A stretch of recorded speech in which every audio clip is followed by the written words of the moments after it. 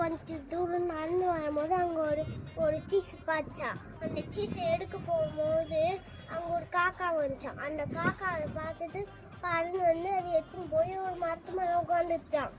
அப்போ அந்த குள்ளை நரி அது எப்படி வாங்குறதுன்னு தெரியாமல் போய் யோசிச்சான் எப்படி வாங்குறதுன்னு. அப்போ போயிட்டு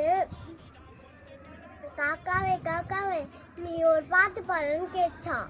அப்போ அந்த காக்கா பாட்டு பாடினா இன்னொரு எல்லாரும் உன்னை ஒரு ராணி காக்கா ராணி இருப்பாங்க ஒரு காக்கா ராணி சொல்லுவாங்கன்னு சொல்லிச்சான் அந்த குள்ளை நரி.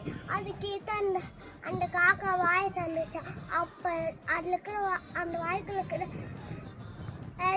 கீழே வந்துச்சா. அப்போ அந்த நாய் அந்த ஓனாய் எடுத்து சாப்பிட்டுச்சான்.